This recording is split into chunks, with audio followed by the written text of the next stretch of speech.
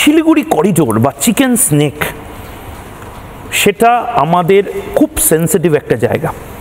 হ্যাঁ, হতে পারে এটা মুরগির গলার মতন একেবারে 20 কিলোমিটার একটা জায়গা, কিন্তু এই জায়গাটা অনেকের টার্গেট ছিল, আমরা রুখে দিয়েছি।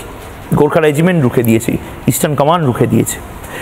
শিলিগুড়ি করিডোর বা চিকেন স্নেক খুব সেন্সিটিভ হয়ে উঠছে, এবং আপনারা দেখতেই পাচ্ছেন যে যেভাবে আমাদের রাফাল, আমাদের তেজাস, আমাদের একের পর এক এয়ারফোর্স, নেভি বা ইন্ডিয়ান আর্মি যেভাবে পূর্ব দিকে মহড়া দিচ্ছে, পুরো ইনস্টলেশনসগুলো এখন আমরা পূর্ব দিকে নিয়ে আসছি, তার কোনো তো কারণ থাকবেই, যেটা ভারতীয় সেনাবাহিনীও হয়তো প্রকাশ্যে বলছে না।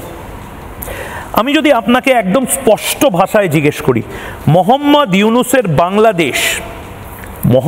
ইউনুসের বাংলাদেশ কেন ভারতের জন্য বিপজ্জনক হয়ে উঠছে, কেন ভারতের জন্য বিপজ্জনক হয়ে যাবে আগামী দিনগুলোতে, এবং এটা ভারতীয়দের খুব সিরিয়াসলি বোঝা উচিত। কামাল সাহেব, এই দেখুন, উনি তো ক্ষমতায় এসেই প্রথমে চিকেন নেকের কথা বলছেন, ওখান দিয়ে যাতায়াত বন্ধ করে দিবেন। এইটা আপনারা নিশ্চয়ই আমলে নিয়েছেন, সেই জন্যই আপনারা সেই জায়গাটিতে আজকে অ্যাটেনশন দিয়েছেন।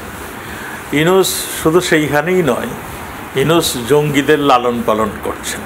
আমি তো আগেই বলেছি, যত জঙ্গি আমরা গ্রেপ্তার করেছিলাম, আমাদের এখানে তো জঙ্গি অ্যাটাক বেশ কয়েকটি হয়েছিল, তার মধ্যে একটা ইম্পর্টেন্ট ছিল হলি আর্টিজান, সেখানে ভারতের নাগরিক, জাপানি নাগরিক, আমেরিকান নাগরিকও সেখানে হত হয়েছিল।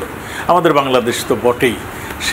সেই জঙ্গি হামলার পরে আমাদের নিরাপত্তা বাহিনী দিনরাত পরিশ্রম করে যাদের আটক করা হয়েছিল তাদেরকেও ছেড়ে দেওয়া হয়েছে। তারা এখন প্রকাশ্যে তারা তাদের দলকে আবার সুসংগঠিত করছে, এবং আমি মনে করি এই যে তারা পাকিস্তানের মদদ নিয়ে, পাকিস্তানের আইএসএস এবং জঙ্গিদের মদদ নিয়ে যেই জঙ্গি বাহিনী তারা তৈরি করছে, এগুলি নিশ্চয়ই শুধু ভারত না, সারা শান্তিপ্রিয় যত দেশ আছে সবার জন্য এটা থ্রেট হবে।